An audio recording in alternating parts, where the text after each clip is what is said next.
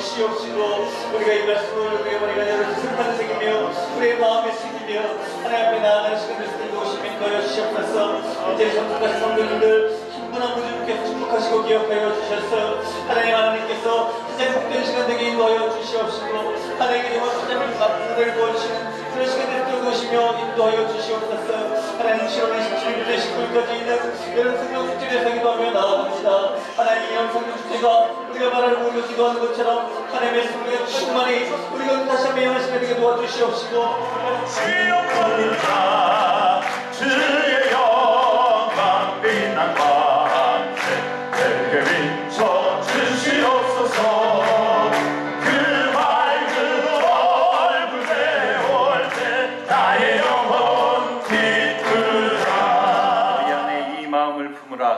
곧 그리스도 예수의 마음이니 우리 안에 예수 생명으로 살아갈 수 있는 성령 충만함을 주옵소서. 죄에 대하여는 죽은 자로 의에 대하여는 산 자로 거듭나게 하여 주옵소서. 가난한 심령을 주옵소서. 애통하는 자 되게 하여 주옵소서. 의에 줄이고 목마른 자 되게 하여 주옵소서. 마음을 청결케 하여 주옵소서. 화평케 하시며 온유함으로 서로 사랑하게 하여 주옵소서. 이 모든 것을 이루신 예수 그리스도가 나의 진정한 삶의 주인이 되시어 내 안에 예수 그리스도께서 살아계시는 복음의 영광을 우리 교회에 허락하여 주시옵소서. 1장 8절서부터 15절까지 말씀입니다. 함께 한 절 한 절 교독할 때 하나님이 우리에게 주시는 계시의 말씀으로 받기를 원합니다. 제가 먼저 8절을 봉독해 드리겠습니다. 먼저 내가 예수 그리스도로 말미암아 너희 모든 사람에 관하여 내 하나님께 감사함은 너희 믿음이 온 세상에 전파됨이로다.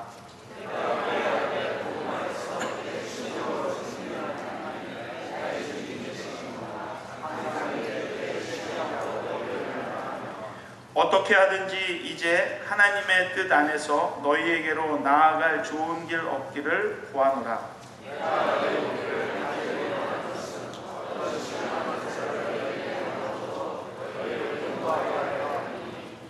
이는 곧 내가 너희 가운데서 너희와 나의 믿음으로 말미암아 피차 안위함을 얻으려 함이라.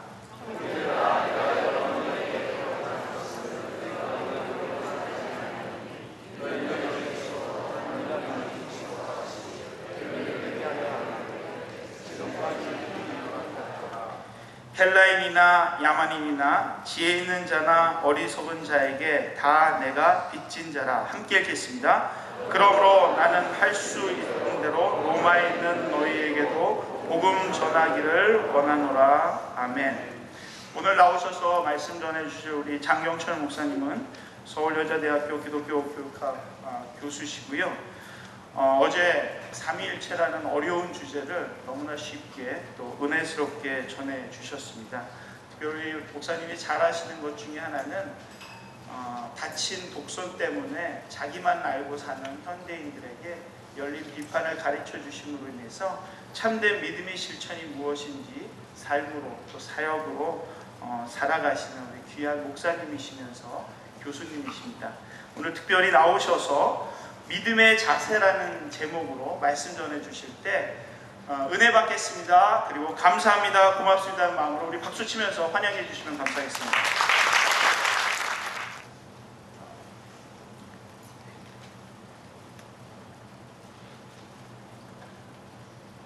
하나님은 어떤 사람을 불러서 쓰실까요? 이 성경에 따르면 하나님은 믿음의 사람을 쓰신다고 이야기를 합니다. 히브리서 11장 6절은 이렇게 증언을 하고 있습니다.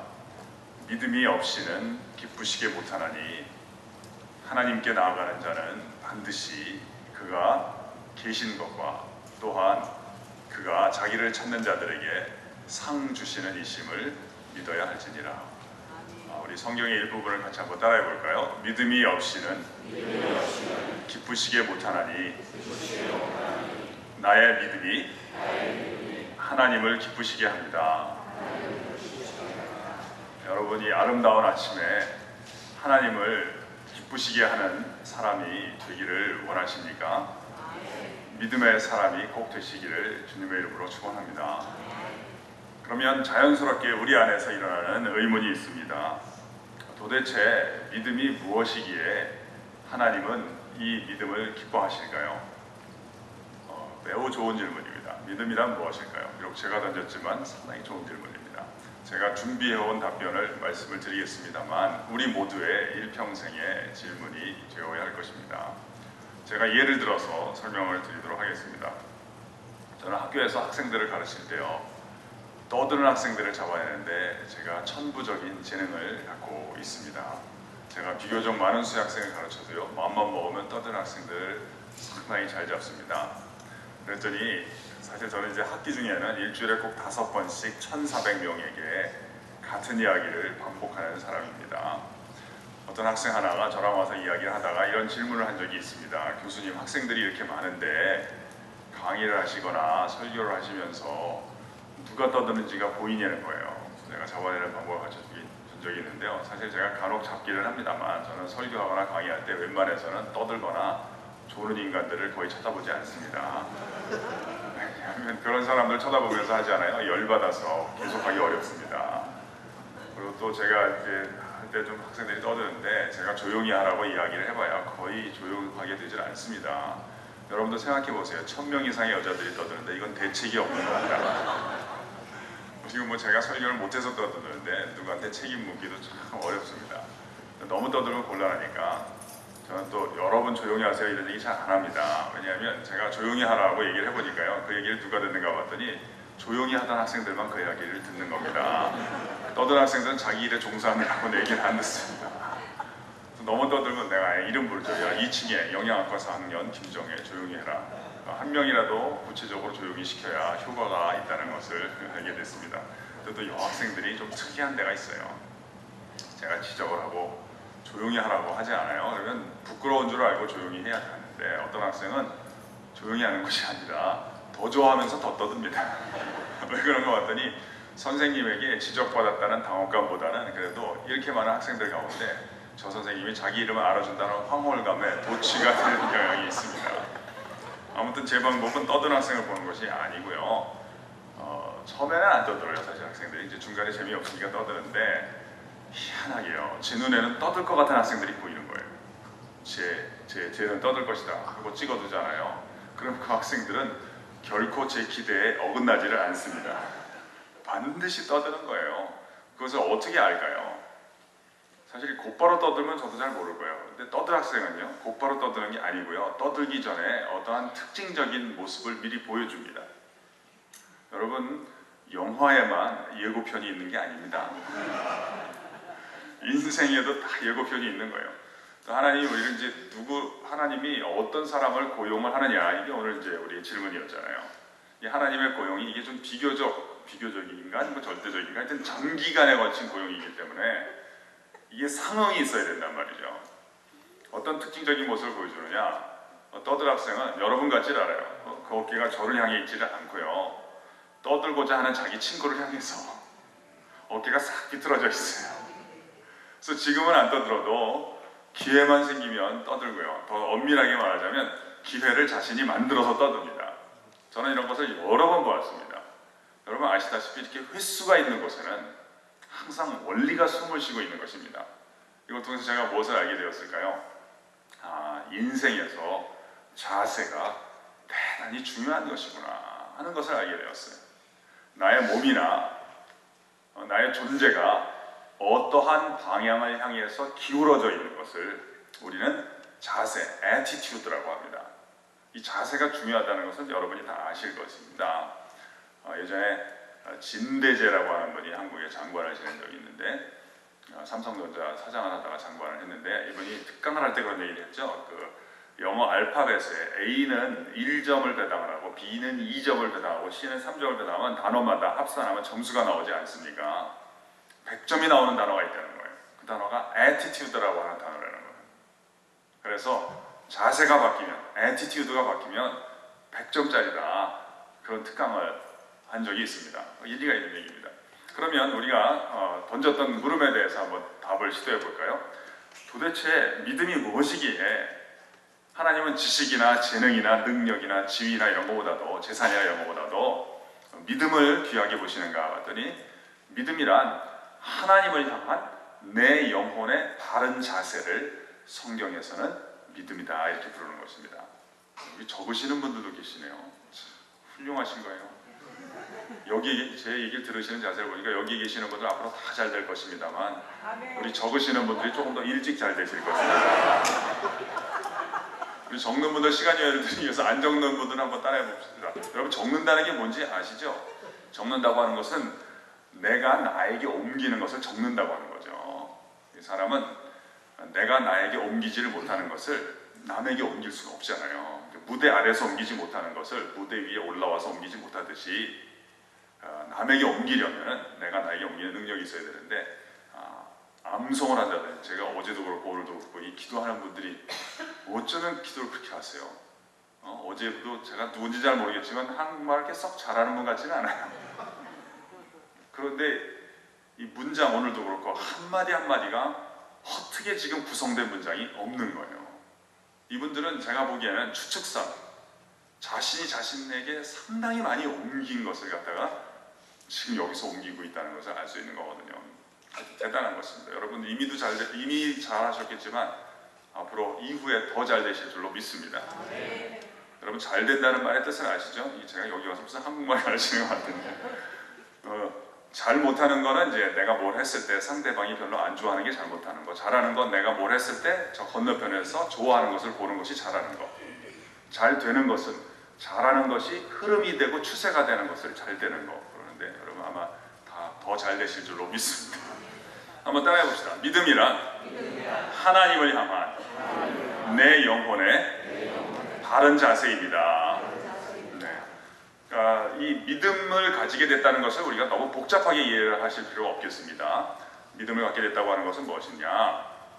하나님 아닌 것을 향하고 있든지 또는 하나님을 등지고 있었는데 내가 또는 어떤 사람이 어느 날 어떤 계기를 통해서 하나님을 향해서 전향하게 되는 것, 자세가 바뀌는 것이 믿음이라고 볼 수 있겠습니다.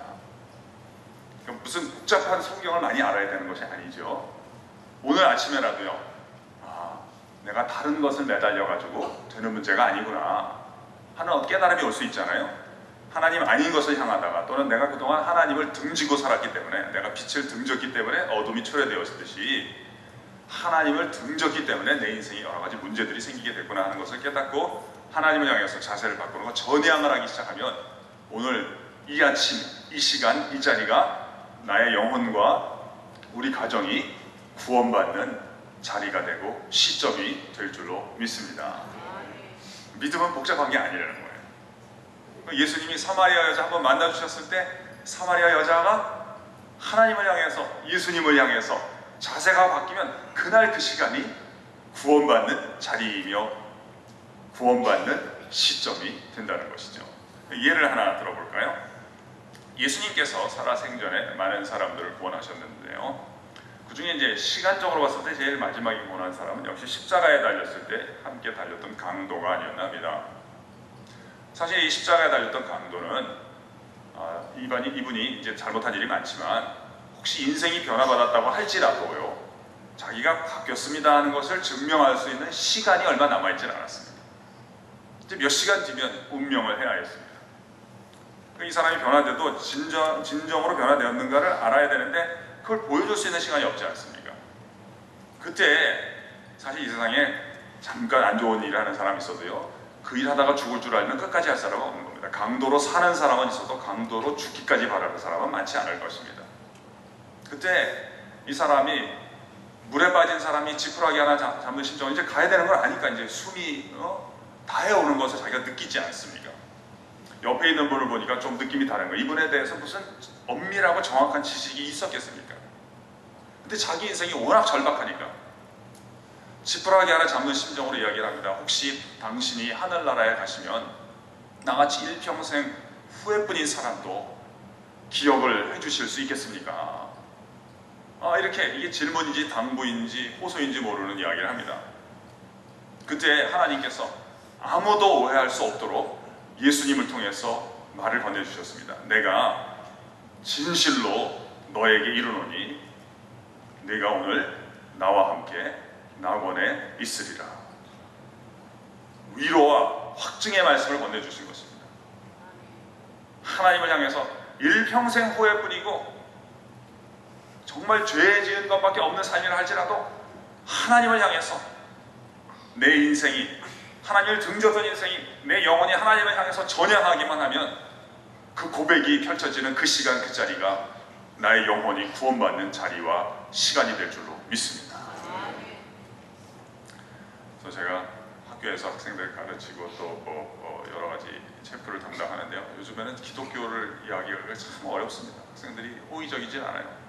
저도 막 짜증이 나는 거예요. 제 얘기를 잘 들어줘야지, 여러분처럼 이렇게 잘 들어줘야지 저도 하고 싶은데 너무 안 들으니까 저도 그냥 신경질이 나는 거예요. 그래서 니네 멋대로 살아라. 니네 멋대로 살고 죽기 하루 전에라도 꼭 믿어라. 내가 성경에 보니까 그래도 구원받더라. 어디서 내가 그랬다는 얘기는 하지 말고 죽기 하루 전에도 꼭 믿어라. 내 생각 같아서 좀 일찍 믿어서 너도 혜택을 누리고 이게 또 유전자로 갈 테니까 네 자녀들에게 다 혜택이 갔으면 좋겠지만 뭐 그게 싫다면 하여튼 아무렇게나 살고 죽기 하루 전에라도 꼭 믿어라. 그렇게 이야기를 하는데요.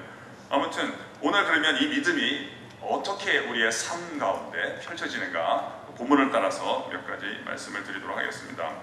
8절을 제가 먼저 읽어보겠습니다. 먼저 내가 예수 그리스도로 말미암아 너희 모든 사람에 관하여 내 하나님께 감사함은 너희의 믿음이 온 세상에 전파됨이로다. 우리 성경의 일부분을 한번 따라해 볼까요? 내 하나님께 감사함은, 이 바울에게 있어서 로마서만 그런 것이 아닌데요. 이 믿음이라고 하는 것은 1차적으로 감사의 자세를 통해서 펼쳐지는 경우가 참 많이 발견이 됩니다. 우리 한번 따라해 보실까요? 감사의 자세를 갖자. 네, 감사란 무엇일까요? 저는 다음과 같이 정의를 하는데요. 감사란 내가 하나님께 또는 누군가로부터 받은 것을 받았다고 말을 하는 것을 우리가 감사라고 합니다.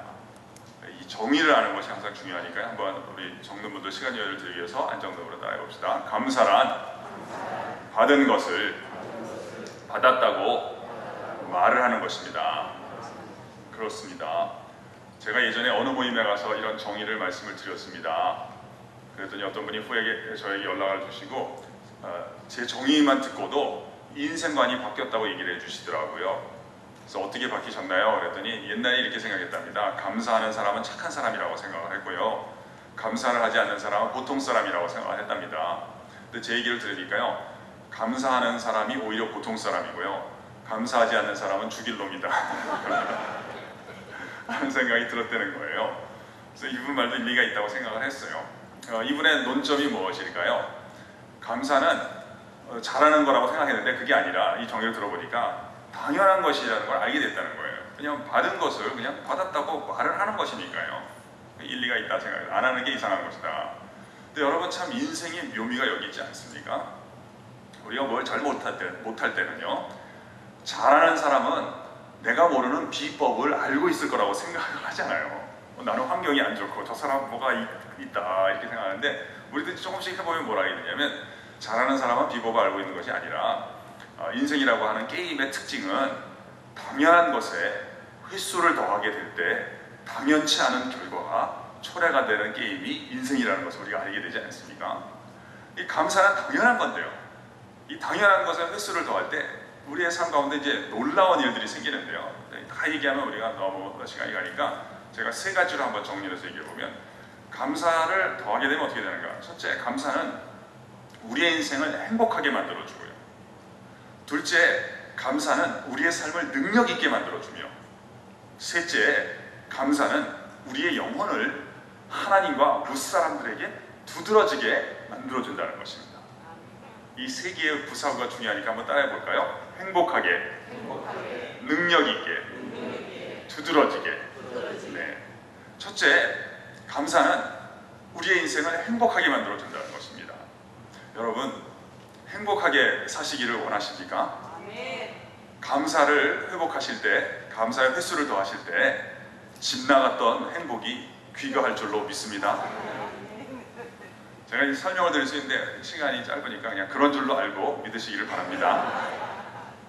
두 번째, 감사는 우리의 삶을 능력 있게 만들어줍니다. 저는 이제 학교에서 가르치고 있지 않습니까? 학생들에게 시험 치르기 전에 이 시험을 잘 보려면 너무 시험 점수만 높이려고 하지 말고 선생님께나 이 책을 읽었을 테니까 저자에게 감사하는 사람이 자꾸 되려고 노력하라고 합니다. 왜냐하면 여러분, 시험이란 뭐 하는 시간이냐? 시험이란 감사를 측정하는 시간이라고 볼 수가 있겠습니다. 왜 그럴까요? 시험이란 한 학기 동안 선생님으로부터 받은 것을 받았다고 답안지에 쓰고 나가는 시간을 시험이라고 부르는 것입니다. 그래서 누가 시험을 잘 못 치르는가 봤더니 감사가 부족한 인간들이 시험을 잘 못 치는 것이죠. 제가 보면요, 공부를 잘 못하는 학생은 공부 못하는 학생, 하여튼 시험 점수가 잘 안 나오는 학생들은 어떤 특징이 있냐면 시험 치고 나서 선생님이 안 가르쳐준 내용에 대해서 시험에 냈다 이렇게 생각을 많이 하더라고요. 반면에 저는 이제 공부를 잘하는 학생들이랑 좀 친한 편이거든요. 공부를 잘하는 학생들은 강의 평가서를 받아보면 이런 얘기가 많아요. 교수님, 제가 이번 학기에 배운 내용은요, 제 남자친구도 많이 알고 있습니다. 저희 어머니도 많이 아세요. 그런 얘기를 해요. 무슨 얘기예요? 사람은요, 상처에 관한 것도 그렇고요, 좋은 혜택도 그렇고요, 한 번 보고 듣고 받았다 그래서 기억을 못합니다. 받은 것을 받았다고 생각하거나 언급한 것만 기억이 나게 되어 있습니다. 그래서 제가 외부에 특강을 종종 나가거든요. 학부형을 뵐 때가 있어요. 오래 얘기 못합니다. 2, 3분 얘기하는데 학부형 얘기 속에서 제가 수업 시간에 가르치는 얘기가 나오는 거예요. 무슨 말일까요? 우리 학생이 집에 가서 엄마랑 대화하면서 얘기를 많이 했다는 거예요. 사실 여러분, 설교를 기억을 잘하는 사람이나 상처를 기억을 잘하는 사람이나 다 자기가 잘한 거고 자기가 책임을 져야 되는 거예요. 한번 접촉하고 끝내는 것들은 기억이 잘 안 나요. 이 받은 것을 받았다고 생각하고 고백하게 될 때 오래 남는 것이죠. 그래서 제가 재밌는 얘기를 하나 해드릴까요? 한 번은 제가 채점을 하는데 하여튼 여학생들이 특이합니다.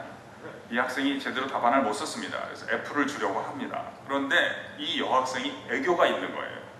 뭐라고 썼는데 보니까 잘 못 풀었어요. 근데 썼는데 보니까 답안은 아니더라고요. 이렇게 썼어요. 교수님, 제가 한 문제도 못 풀었습니다만 그래도 한 학기 동안 열심히 가르쳐 주셔서 너무너무 감사합니다. 제가 이 글을 보니까요, 갑자기 고민이 되는 거예요.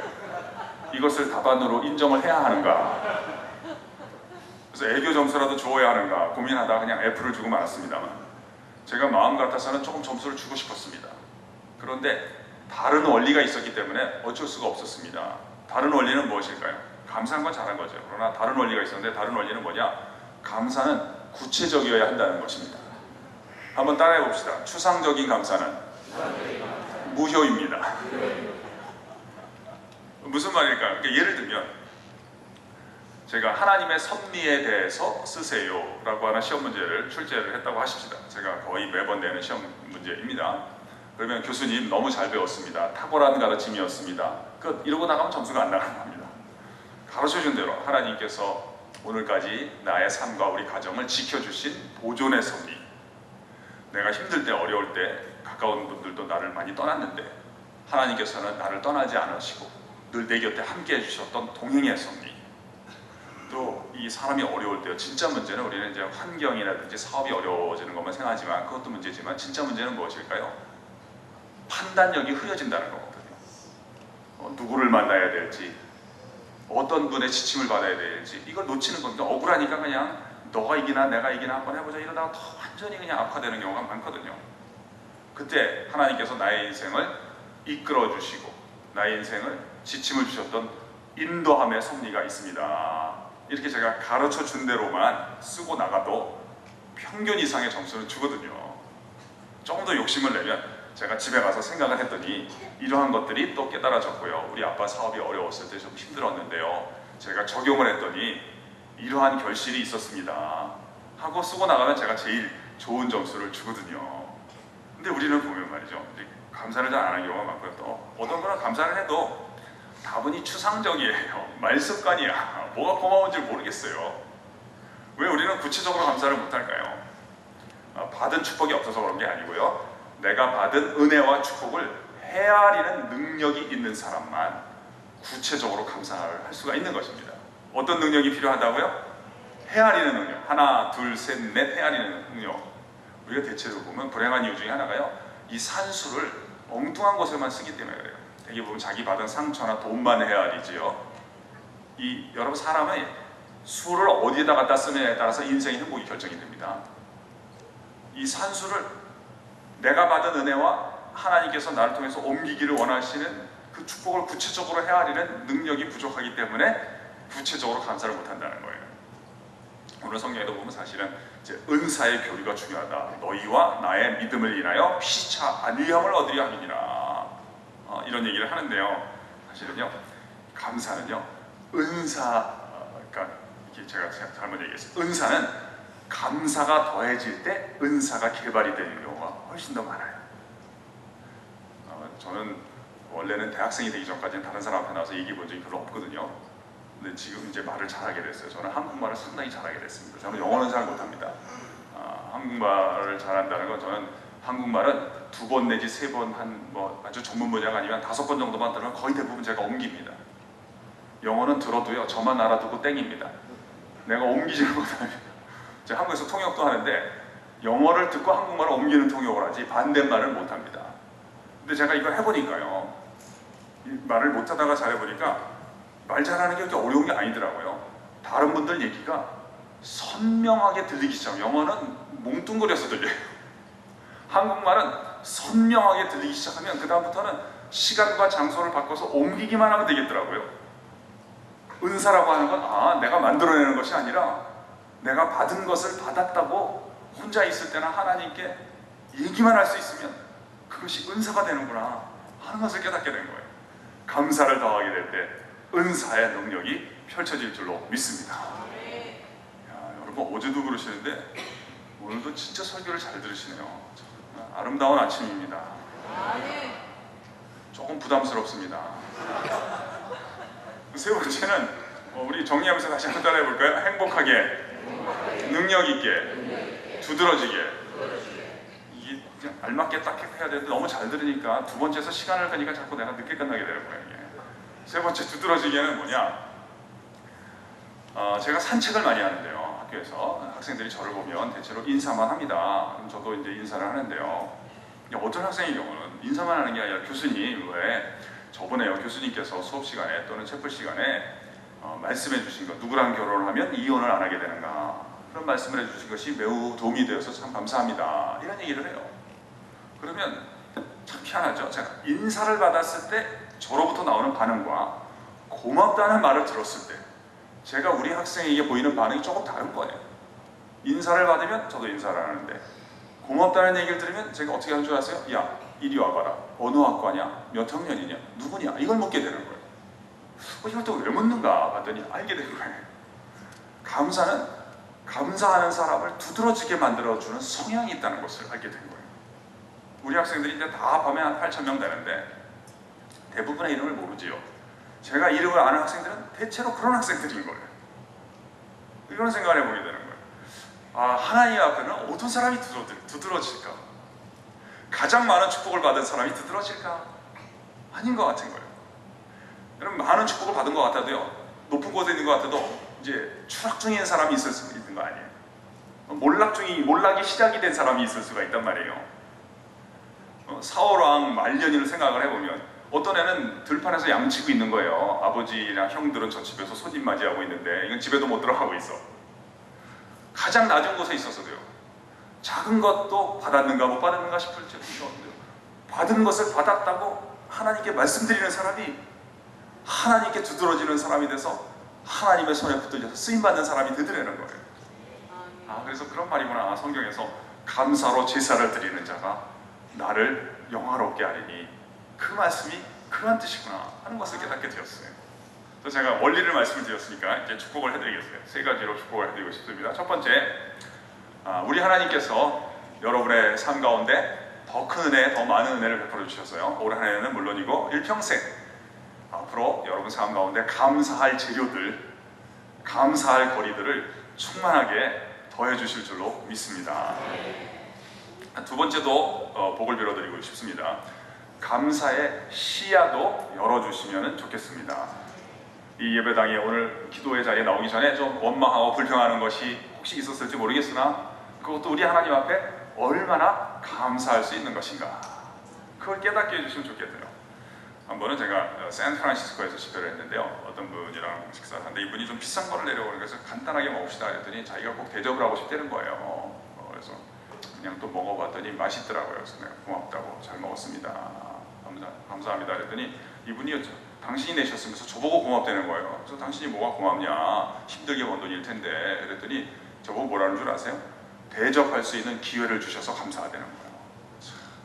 자기가 사실은 뉴욕을 건너올 때요 200불 갖고 왔대요. 그래서 석 달 동안 친척집에 얹혀 살았대. 그런데 지금 하나님께서 이렇게 세워주셔서 하여튼 다른 사람들이 옛날 생각하면 낼 수 있다는 사실 자체가 너무너무 감사하다는 거예요. 그래서 내가 이런 사람 만나니까 제가 그런 생각이 들었어요. 자, 세상에 가지가지 사람이 있더라고요. 이런 분들 뵈면서 제가 뭘 깨달은 줄 아세요? 사람마다 여러 가지구나. 베푸는 사람의 감사가 있고요, 받는 인간들의 불평이 있더라고요. 어떤 분들이 이렇게 베풀면서도 감사하는데 어떤 사람은요 받으면서도 저번에는 4개 줬는데 오늘은 왜 3개밖에 안 주냐 그런 사람들도 있더라고요. 그래서 여기 계신 분들은 앞으로 베풀고 또 베풀면서도 감사할 수 있는 복된 인생 되시기를 주님의 이름으로 축원합니다.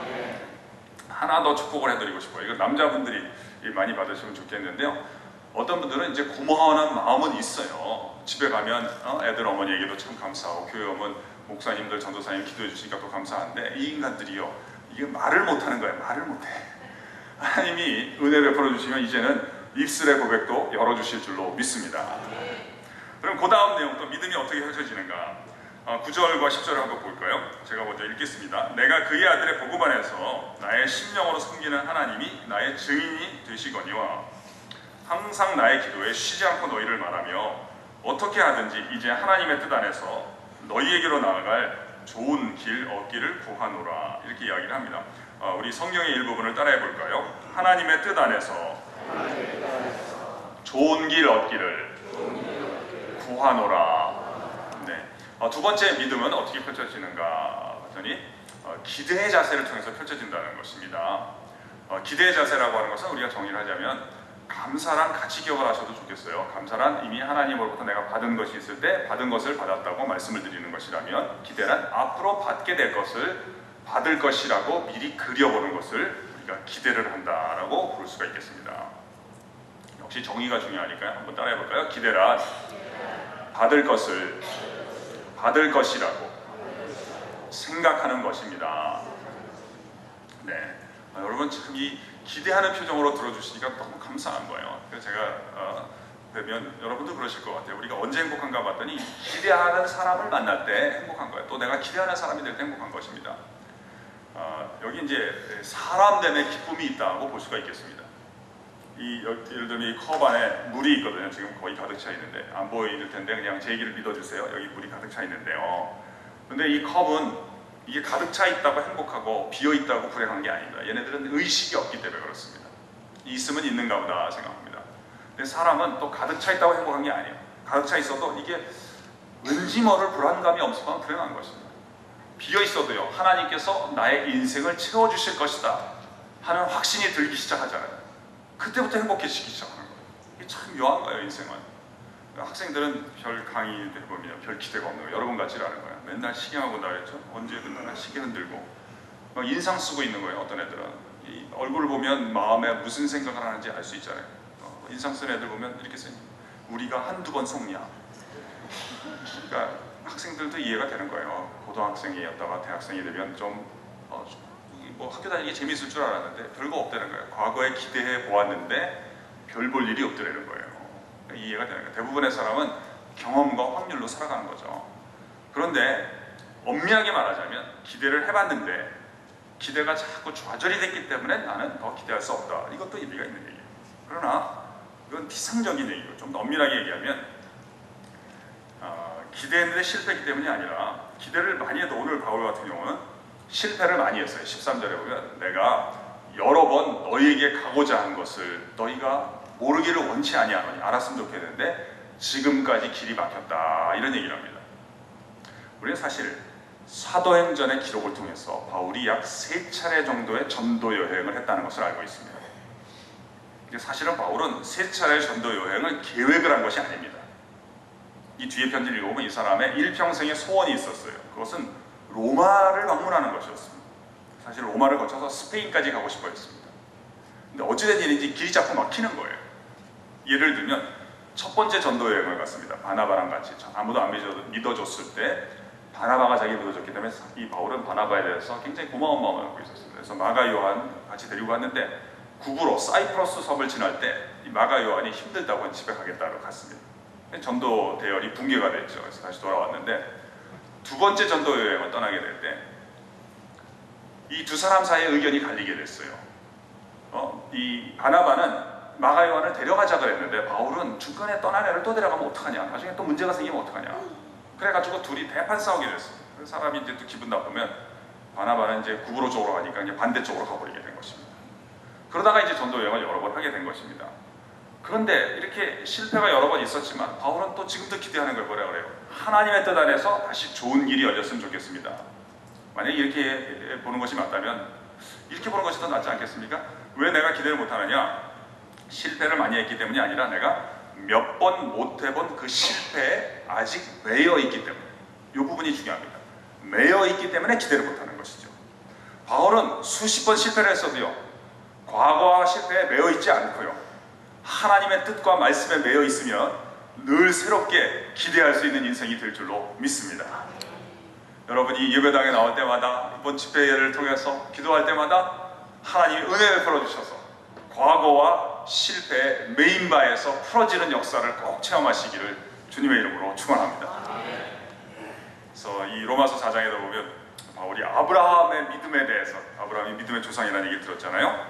이렇게 자기가 연구하고 조사하고 요약을 합니다. 뭐라 그래요?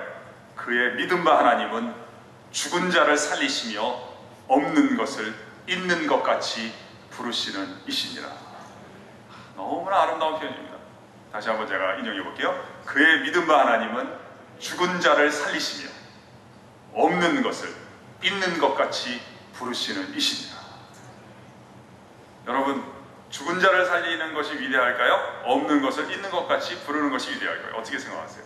제가 한번 설문조사 해볼까요? 나는 죽은 자를 살리는 게 위대하다라고 생각하시면 한번 손 들어보세요. 거의 없으시네. 좋습니다. 없는 것을 있는 것 같이 부르는 것이 위대하다라고 생각하는 분 한번 손 들어보세요. 훨씬 더 많으시군요. 좋습니다. 훌륭하십니다. 근데 저는 손든 분들에 대해서는 별 감정이 없는데요. 나머지 분들은 뭡니까? 이 어른들은 뭘 이렇게 여쭤보면 혹시 틀리면 어떡하나 하는 생각이 있어서 그런지 잘 대답 안 하는 경우도 왕왕 있더라고요. 한 번은 초등학교에서 공개 수업을 했대요. 그랬더니 선생님이 질문하니까 학생들이 다 손을 들어갑니다. 처음에는 학부형들이, 엄마 아빠들이 생각을 했대. 다 이제 정해놓고 한 모양이구나. 근데 그게 아니더래요. 낯선 손님이 질문했는데 다 손을 들더라는 거예요. 그리고 선생님이 지적을 하니 다 알아맞추는 거예요. 공개 수업이 끝난 후에 교장 선생님이 너무 놀래가지고 담임 선생님에게 물어봤답니다. 담임 선생님, 이 아이들은 어쩌면 이렇게 대답을 잘하는 다 천재들만 있나요? 그랬더니 담임 선생님께서 비밀을 가르쳐 주더래요. 교장 선생님, 그거 별거 아니에요. 제가 오늘 공개 수업하기 전에 학생들한테 이야기를 했거든요. 니네 오늘 선생님이나 누가 질문하시거든 알건 모르건 무조건 다 손들어라. 근데 교장 선생님 한편으로 이해가 되지만 다른 한편으로는 그럼 틀리는 학생도 나와야 되잖아요. 다 답을 알아맞추지 않았습니까? 그랬더니 진짜 비밀을 가르쳐 주시더래요. 그거요, 제가 이렇게 얘기했거든요. 니네 손을 들 때 말이지, 아는 사람은 오른손을 들고 모르는 사람은 왼손을 들고. 선생님은 어떻게 하면 돼요? 오른손 든 사람만 시키면 되는 거예요. 우리도 그렇게 한번 해볼까요?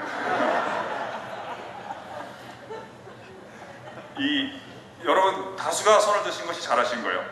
없는 것을 있는 것까지 부르는 것이 둘 다 위대합니다만 이제 더 일반적인 능력이에요. 무슨 말이에요? 죽은 자를 살렸다고 하는 것은 이런 뜻이지 않아요? 하나님이 생명이 없는 존재를 생명이 있는 존재로 부르셨다는 뜻이거든요. 그래서 사실은 없는 것을 있는 것까지 부르셨다, 이 말이 어떤 단어에 대한 정의예요. 어떤 단어냐면 창조라고 하는 낱말에 대한 정의예요. 그러니까 바울은 깨닫게 된 거죠. 아브라함이 믿었다고 하는 것은 창조주 하나님을 모시게 됐구나 하는 것을 깨닫게 된 거예요. 그래서 그 18절에 보면 아브라함의 삶의 자세가 바뀐 게 나오거든요. 이렇게 바뀌어요. 아브라함이 바랄 수 없는 중에 바라고 믿었으니. 이 부분도 한번 따라해 볼까요? 바랄 수 없는 중에 바라고 믿었으니. 네. 그럼 마지막으로 우리 세 번째, 첫 첫 번째는 믿음은 감사의 자세를 통해서 펼쳐진다. 두 번째는 기대의 자세를 통해서 펼쳐진다. 믿음은 불임이 아니라는 거예요. 미래를 향해서 기대의 자세를 통해서 펼쳐진다. 마지막으로 세 번째, 믿음은 어떻게 펼쳐지는가 하는 것을 한번 볼까요? 9절에 성경에 이런 말씀이 있는데요. 항상 내 기도에 쉬지 않고 너희를 말하며 라는 구절이 있습니다. 우리 이 부분 같이 한번 따라해 볼까요? 항상 내 기도에 너희를 말하며. 네. 15절에도 자신의 기도 제목을 이야기하고 있어요. 그러므로 나는 할 수 있는 대로 로마에 있는 너희에게도 아직 지금 못 가고 있는 거예요. 복음 전하기를 원하노라 이런 얘기를 하는데 여기서 너희라는 표현이 나오는데요. 항상 내 기도에 너희를 말하며 너희라고 하는 것은 로마 교회 사람들을 얘기하겠죠. 이거 이제 문자적인 거고요. 우리가 적용하기 쉽게 한번 바꿔서 생각을 해볼까요? 그래서 너희는 뭘 의미할까요? 바울이 이 편지를 쓸 때까지 바울의 인생에 있어서 이루어지지 않고 실패한 일들을 의미하는 거예요. 여러분도 이 자리에 이제 나오셨잖아요. 그러니까 하나님께 감사하는 일도 있으시지만 또 아직 이루어지지 않고 여러분을 힘들게 하는 일이 있을 거 아니에요. 그걸 얘기하는 거예요. 바울도 이 편지를 쓸 때 이 빌립보에도 교회를 세우고 복음을 전하는 것도 감사한 그러나 아직 이루어지지 않고 자신을 답답하게 만드는 게 있잖아요. 이게 너희를 얘기하는 거예요. 이 믿음은 내게 이루어지지 않는 일이 있을 때 어떻게 펼쳐질까요? 바울에게 있어서는 이렇게 펼쳐지는 거예요. 어려운 일이 있을 때 그걸 갖고 남을 원망하거나 염려하는 것이 아니라 자신의 염려를 기도 제목으로 바꾸는 자세를 통해서 믿음이 펼쳐지는 것입니다. 우리 한번 따라해 볼까요? 나의 염려를 기도 제목으로 바꾸자. 여러분 짧은 말이지만 이 말씀에 순종하시면 앞으로 이 말씀이 여러분의 인생과 가정을 보호해 줄 것입니다. 여러분 예배당에 들어오는 이 문을 우리가 중요하게 생각하고 들어오시면 좋겠어요. 내가 이 문을 통과하는 순간 나의 모든 걱정과 근심과 염려가 기도 제목으로 바뀌는 자리에 내가 지금 들어가고 있다. 이러한 자세로 신앙생활을 하시는 영혼의 축복을 일평생 받으시기를 바랍니다. 제가 좋아하는 설교자 가운데 이제 어제도 인용했습니다만 찰스 스펄전이 있는데요. 이 사람이 염려에 대해서 이렇게 설교를 했어요. 사람이 자신의 머리카락 숫자는 능히 헤아릴지언정 자신의 염려의 숫자는 결코 헤아릴 수 없을 것이다. 이렇게 우리의 염려의 숫자가 많고 다양하다면 우리의 기도의 숫자도 역시 많고 다양해져야 합니다. 이 마지막 세 번째 문장이 압권입니다. 마치 연금술사들이 모래에서 금을 캐어내듯이 모든 신앙인들은 염려 가운데서 기도를 캐어내는 기도의 연금술사들이 되어야 한다. 이야, 이 정도 되면 설교도 예술입니다. 여러분 스펄전 목사님의 권면대로 기도의 연금술사들이 되시기를 바랍니다. 여러분 혹시 개나리는 근심하지 않는다라는 책을 아세요? 책 이름만 아시는 것도 교양인데요. 근데 아마 잘 모르실 거예요. 왜냐하면 제가 쓴 책이기 때문에 아마 여러분이 잘 모르실 겁니다. 제가 쓴 지도 어떻게 됐고요. 제가 예전에 마태복음 6장의 후반절을 묵상한 적이 있어요. 제 연구실에서요. 공중의 새를 보라, 들의 백합화를 생각하여 보라. 너희가 어찌하여 염려하느냐. 내일 일은 내일 염려할 것이요 한날의 괴로움은 그날에 족하니라. 그러다가 제가 아마 무의식 가운데 시키는 대로 한번 해보자 하는 생각이 들었나 봐요. 그래서 제가 교정에 산책을 하러 나갔어요. 왜냐하면 공중의 새를 보려고요. 가서 새를 봤는데 뭐 별 생각이 안 들더라고요. 그 다음에 이제 백합화를 보고 싶었지만 백합화가 없어서 우리 학교에 개나리가 많이 피거든요. 개나리 꽃을 딱 보는데 이런 생각이 드는 거예요. 아, 개나리는 근심하지 않는구나. 아, 나도 쓸데없는 걱정하지 말아야 되겠다. 그래서 위로가 됐어요. 그래서 집에 가서 아내한테 제가 이야기를 해줬습니다. 저는 이제 책을 읽으면 아내한테 꼭 얘기를 하거든요. 왜냐하면 옛날에는 책 읽고 곧바로 강의를 했는데 그렇게 다 피본 게 한두 번이 아니거든요. 이제는 좋은 생각 났다고 곧바로 안 하고 와이프한테 해보고 반응이 안 좋으면 빨리 이야기를 끝내거든요.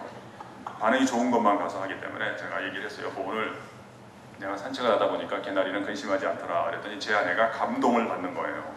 멋있다는 거예요. 여기 있는 분들은 별로 감동을 잘 안 받으시죠. 멋있지 않습니까 여러분? 영화 제목 같지 않아요? 개나리는 근심하지 않는다.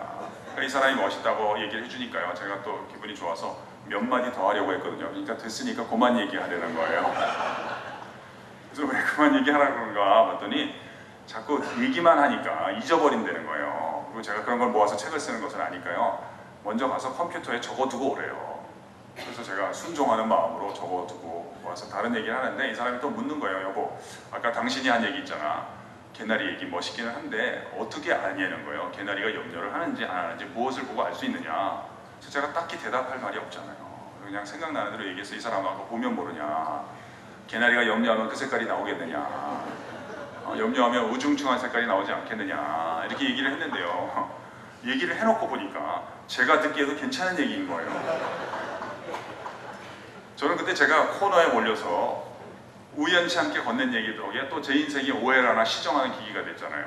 제 경우는 이렇게 좋은 설교 듣거나 그러면 좋은 게 제가 그 말씀을 읽거나 듣기 전에 제 안에 오랫동안 자리 잡았던 오해가 시정이 되는 계기가 되는 가르침이 저한테 참 도움이 많이 되더라고요. 저는 그 전까지는 사람이 얼굴이 밝다고 하는 것은 빛을 이렇게 발산하는 거예요. 빛을 내보내는 건 줄 알았는데 그게 아니라 얼굴이 밝다는 것도 빛이 반사가 되는 거구나. 유통이 되고 옮겨지는 거구나 하는 것을 깨닫게 된 거예요.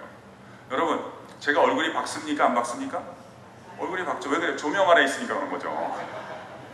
여러분도요, 원래 제가 올라올 때부터 멋있으셨는데 남자분들 진짜 얼굴 빛이 나는 분들이 많네. 여자분들 훨씬 더 아름다워지셨어요. 이게 왜 그런가 봤더니 여러분, 이게 진짜 신앙이 생기려면 말이에요. 약간의 지적인 정직성이 필요하다고. intellectual honesty. 내가 이 문제를 더 오래 붙잡고 있다 그래서 해결할 수 있는 문제가 아니구나. 사실 얼굴이 어두운 분들은 그 사람 잘못이 아니거든요. 그분들이 지향하는 곳이 마음의 존재가 향하는 곳이 염려거리만 갖고 있는 분들이 얼굴이 어두워지는 거예요. 신앙이라고 하는 건 뭐냐? 내가 이 문제를 더 오래 붙들고 있다 그래서 해결할 수 있는 문제가 아니구나. 이걸 이제 인정을 하는 거죠. 그리고 하나님 앞에 나와서 염려를 기도 제목으로 바꿔서 하나님께 올려드릴 때 하나님께서 어두움에 밝은 빛을 비춰주시고 나의 작은 신음에도 응답해 주실 줄로 믿습니다. 그러므로 너는 어디에 있든지 주를 향하고 주만 바라볼지라. 왜 미국식이 이렇게 빨리 가는지 모르겠네. 난 사실 이게 이렇게 되면 또 누구랑 결혼을 하는 것이 좋은가 이런 것도 막 얘기를 하고 그러는데 아무튼 제가 학생들한테요, 집에 가서 자녀들한테 얘기해 주세요. 이 얘기하고 끝냅시다. 저는 잘생긴 사람이랑 결혼하지 말라 한다. 얼굴과 같다. 쓸데없는 짓이다. 누구랑 결혼하라고 하냐면 결혼하고 한 달, 두 달 살고 헤어질 것이 아니라면 지금 잘생긴 사람 말고 10년 또는 15년 뒤가 멋있어질 애들이 있으니까 우리 남자애들한테는 10년 뒤가 품격 있는 아름다움을 갖추게 될 자매들이 있으니까 그런 애들 찾아서 결혼하라고 합니다. 그럼 학생들이 이제 누가 10년 뒤가 멋있어지고 아름다워지느냐 물어볼 때 제가 오늘 얘기를 하죠. 가급적 얼굴이 밝은 사람이랑 결혼을 하거나 얼굴이 어두운 애들은 집안 어딘가에 문제가 있는 사람일 가능성이 상당히 높다. 염려거리가 있을 가능성이 높기 때문이다. 참 제 말을 오해하시면 안 되겠습니다. 제가 어두운 걸 문제 삼는 겁니다. 까만 것을 문제 삼는 거 아닙니다. 색깔 갖고 뭐라 하면 안 되는 거예요. 환경이 좀 어려운 것 같아도 얼굴이 밝은 애들이 있으면 주목해서 가더라. 잘하면 대박이 터질 가능성이 있는 거다. 반면에 환경이 좋은데도 자꾸 툴툴거리는 애들 조심해야 된다. 왜냐하면 걔가 나쁜 애가 아니고 사람이 습관이 잘 안 바뀌더라. 걔가 너 나중에 결혼하잖아. 10가지 중에 9가지 네가 다 잘해도 네가 잘못하는 거 한 가지만 주로 언급하는 사람이 될 가능성도 높은 거다. 이거 큰 계기를 통해서 전향하지 않으면 좀 힘든 거다. 그런 얘기를 하는데 아무튼 오늘 정리하도록 하겠습니다. 감사와 기대, 기도를 통해서 펼쳐진다고 했는데 질문 하나 드리고 우리 같이 기도하겠습니다. 여러분, 이 아름다운 아침에 하나님을 기쁘시게 하는 사람이 되기를 원하십니까? 감사와 기대와 기도를 통해서 하나님을 기쁘시게 하는 믿음의 사람 꼭 되시기를 바랍니다. 기도하겠습니다. 하나님 아버지, 감사합니다. 이 아침에 주님께서 오늘도 우리를 불러주셨습니다. 이 시간, 이 자리가 잃어버렸던 믿음을 회복하는 자리, 잃어버렸던 감사를 회복하는 자리, 감사와 기대와 기도의 횟수를 더할 때 우리의 삶 가운데 하나님의 응답을 체험하는 자리가 되게 하여 주옵소서. 예수님의 이름으로 기도합니다. 하나님이 기뻐하시는 믿음의 사람이 되기를 원합니다. 7월 한 달 동안 감사의 입술이 열리게 하여 주시옵소서. 우리에게 아직 이루어지지 않았던 그 모든 일들이 우리 가운데 일어날 줄 믿는 기대의 마음들이 7월 한 달 풍성하게 하여 주시옵소서. 그리고 우리의 염려를 주님 앞에 기도할 때 하나님의 응답이 채워지는 7월 한 달 되게 하여 주셔서 시간의 11조를 주님 앞에 드렸사오니 아버지 응답하시되 풍성하게 온전하게 역사하여 주시옵소서. 오늘 하루도 주님을 붙잡고 나아갑니다. 주님의 약속의 말씀을 붙잡고 나아갑니다. 믿음으로 나아가는 주의 권속들 가운데 주여 함께하여 주시옵소서. 동부산의 교회를 붙잡아 주시옵시고 선교 현장 가운데 함께 예배하며 듣지는 못했지만 동일한 믿음의 역사가 우리 가운데 일어나게 하여 주시옵소서. 예수님의 이름으로 기도드립니다.